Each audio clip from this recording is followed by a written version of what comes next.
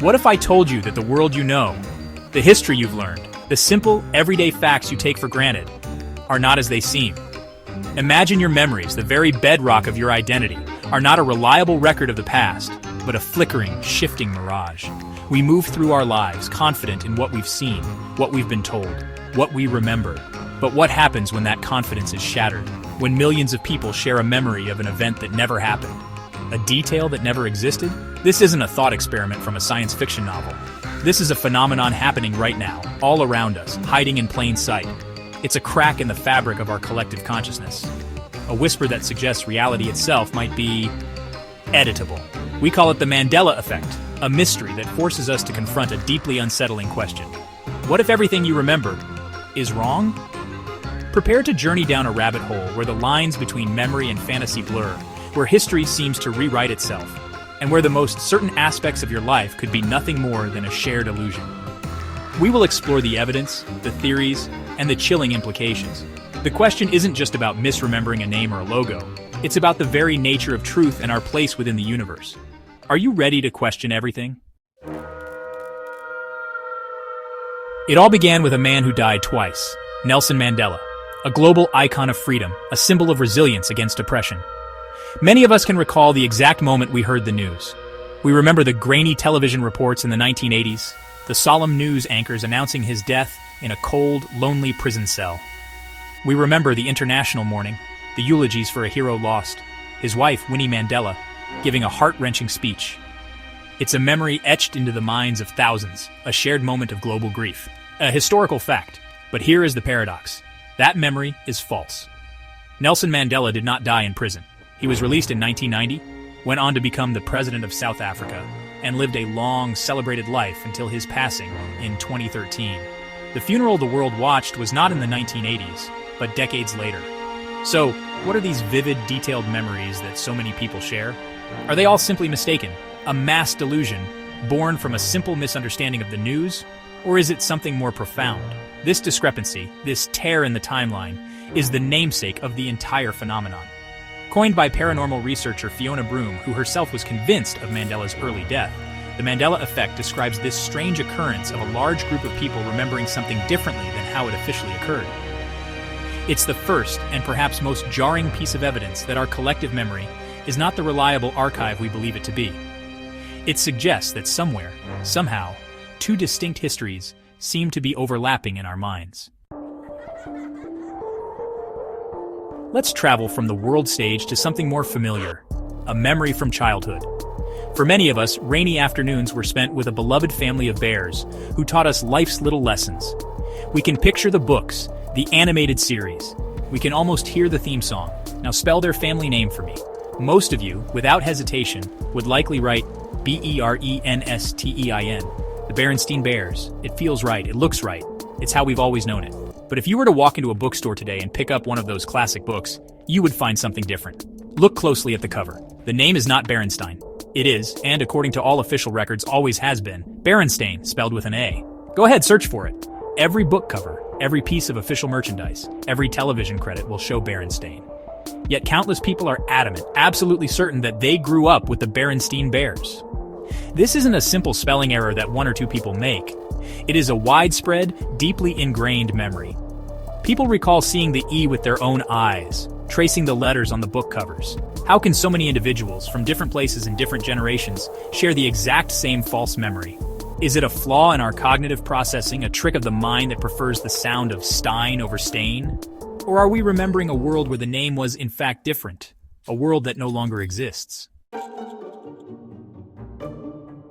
Picture him now, the mascot of one of the most famous board games in history, a portly, wealthy gentleman in a top hat with a white mustache and a cane. He leans forward, a twinkle in his eye, the very image of a Gilded Age tycoon. Now, focus on his face. He's wearing a monocle, isn't he?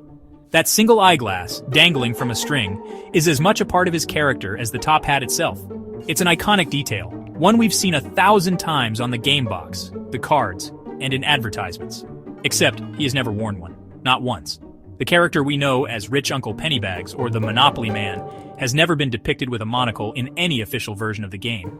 This revelation is often met with disbelief and even denial. People will argue, insisting they can visualize it perfectly. They'll cite the monocle as a key feature of his design. They are not confusing him with another character like Mr. Peanut, who does wear one. Their memory is specific to the Monopoly Man. So where did this memory come from? Is it a cultural assumption, our brains filling in a detail that seems to fit the archetype of a wealthy old man? Perhaps, but the sheer number of people who share this specific incorrect detail is staggering. It raises the question of whether our minds are simply filling in blanks or if they are accessing a template from somewhere else. A reality where the Monopoly Man was indeed a little more formally dressed. A reality that has since been overwritten, leaving only a faint phantom echo of a monocle in our minds. We move from board games to the global phenomenon of Pokemon. And at its heart, one of the most recognizable characters in modern history, Pikachu. Cute, cuddly, and electric. Ask anyone to describe him, and they will list the key features: yellow fur, red cheeks, long ears, and a tail shaped like a lightning bolt. Now, what about the details of that tail? Many will tell you, with absolute certainty, that the tip of Pikachu's tail is black. It seems to fit his design, mirroring the black tips of his ears.